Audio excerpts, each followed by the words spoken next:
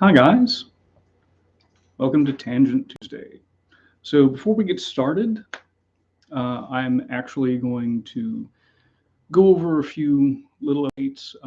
One is that next week's Media Fight Monday is a viewer request. It's going to be one of the fights from Roadhouse, the first movie, because I haven't seen the second movie. So, that was a viewer request. Again, if you'd like to make a request, feel free to donate to my coffee account and leave a message, and I will try to fulfill it to the best of my ability. Another update. Um, I my birthday was recent, and I had multiple family members contribute to my uh, library fund.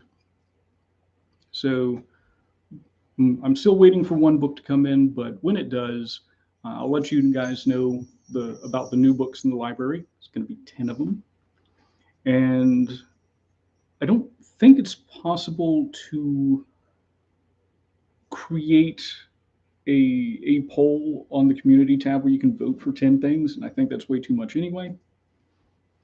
But instead, I think I'll pick like two or three from that group and let you guys vote on it. And still owe you guys a review of Kantao Jiu-Jitsu, which I'm looking at right now. Now, you guys voted for it. I do have the outline, and when I get a chance to do another recording day, I will record the review for that and get it out to you guys.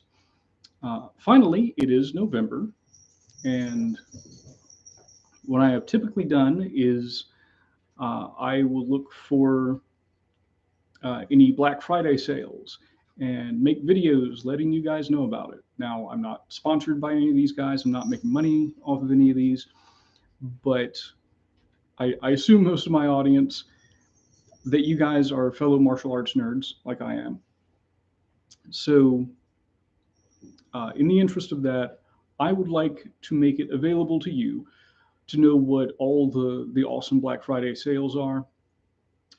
These could be books, instructional videos, martial arts gear, fitness gear. So be on the lookout for that towards the end of the month. So this particular Tangent Tuesday, I'm going to talk about things I like in the martial arts because I know I get ranty sometimes. And I think it's good for the soul to sort of reflect on the positive things. So I have said repeatedly in private conversations that this is the best time to be alive as a martial artist. So let me share with you guys why I think that is. So I think more than anything, it's that we have access to so much stuff now. Information, we have access to multiple training centers more than we ever have. You know, you go to any major city, throughout the world probably, and you can find some martial art there, often multiple martial arts that you can train in. Uh, we are also getting a lot of information from experts. There are more, experts in their field talking about, things that they have learned through martial arts, sharing their techniques, sharing the life lessons that they have learned. Self-defense experts, guys like, Jeff Thompson and Lee Morrison. I know in the karate community, we're getting more into the practical karate side of things. So that's exciting. We got more people looking at martial arts through an academic lens. So more people getting involved, looking at it through the lens of a historian or an anthropologist. We have access to more martial arts movies than ever. I know like the heyday of the martial arts movies were pretty much from the 70s and the 90s, but these days we can get almost any of that we want online, and a lot of them are free. Same thing with a lot of the older instructionals. Black Belt Magazine, their YouTube channel has a bunch of old movies and old martial arts instructionals on it. And that's just one example. Like I remember seeing the Five Deadly Venoms on YouTube years ago. So whatever you're into, as far as like martial arts movies, you can find that online. In addition to just the entertainment side of things, we also have the educational side of things. I mentioned all the different instructionals that we have access to, and YouTube. And there are so many different martial arts YouTube folks. Obviously we have, the instructional type, but we also have there's an entire channel on like academic lectures on martial arts. There's at least one channel on that. There might be more. We have, martial artists who go out and try different things and then share their experiences on YouTube. Sensei Seth and Martial Arts Journey, Rokas, those are a couple that stand out in my mind. You have, experts in their various fields who are sharing, all the stuff that they have learned over YouTube. I like looking at Chatty's videos. He shares a lot of stuff on the history of judo and traditional jiu-jitsu. I'm blanking on the guy's name right now, but there's a guy who does similar stuff when it comes to the Chinese martial arts. There's at least one guy. I think Monkey Steals Peach is one of them who will cover a lot of Chinese martial arts stuff. So we have all that. In addition, personally, we have access to so many different training methods, including those used by professionals, as well as things like diet and nutrition, which again, we didn't have, 20 years ago or longer. And to that end, if you want to know how to prepare your body for an athletic performance, like a fight, or like sparring competition or forums or whatever, we now have more information on that than ever. I've already name dropped a few YouTube channels. Here's another one, Boxing Science. They cover conditioning for building power in your punches. And they do it in a very scientific manner. And again, that's just one. There's so many out there. So as martial artists, we can get more fit for our activity than we ever could before.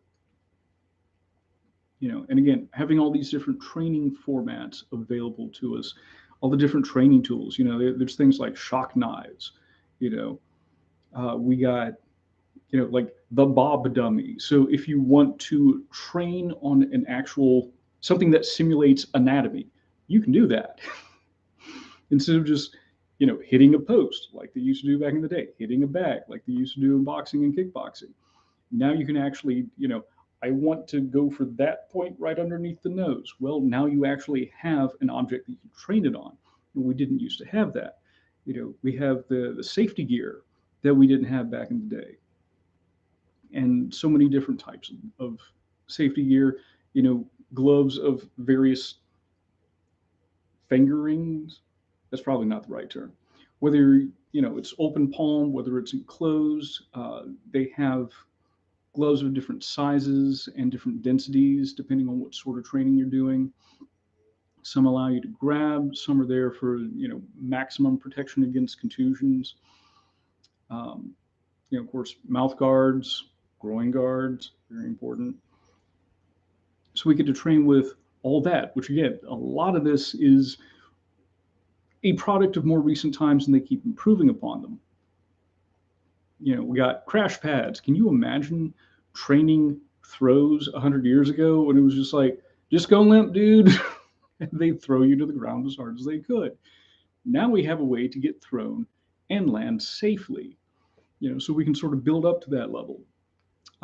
From a point of examining controlled and uncontrolled violence. Again, more information than we've ever had before. We always joke about World Star or whatever, but if you want to see people engaging in both consensual and unconsensual violence, there's a lot of footage out there.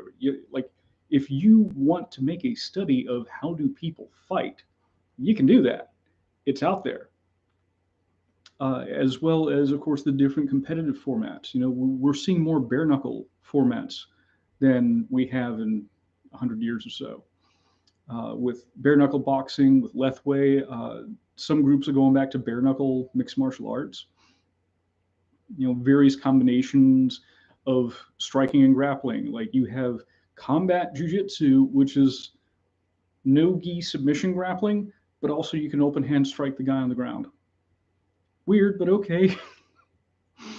Other formats like, sanda or shoot boxing, where kickboxing with throws and takedowns, and in the case of shoot boxing, you can do standing submissions. So there's all these different formats that we can look at and see how people perform and take that information and go, okay, so what works in these environments? What can I take from this and use in my own training? And of course we have all this online interaction. I have encountered some very informative people online, and of course there are always going to be people you butt heads with, but I've been fortunate enough to encounter some people who are very knowledgeable and have exchanges of ideas with them. Because if you go in, instead of trying to staunchly defend what you believe, instead, like, okay, I'm not seeing that, can you explain to me how you came to that conclusion?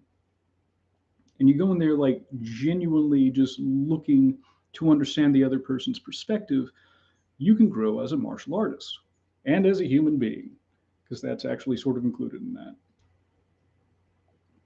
And this type of communication, especially across distances and across styles, isn't something that we were able to do, again, even just 20 years ago. Never mind back in the 60s where, you were lucky if you found a judo school in a 100-mile radius or something. So yeah, this is the best time to be a martial artist. Because of all those reasons, we have access to so much information, so much technology, to one another. And yeah, let's dwell on the positive once in a while. And if you have had any experiences, again, thanks to the growth of technology and this ability to communicate with one another, please feel free to share those experiences in the comments. So thank you for indulging me tonight. Thank you for following along. And I'll be out with another video this Friday. Again, as a reminder, keep an eye out for a video coming out around Black Friday where I talk about all the sales. Again, I'm not making any money off of it. I'm just putting it out there because I think you guys would enjoy having access to getting things for cheaper than they normally are. So that's all I got. Once again, thank you very much, and I'll see you around.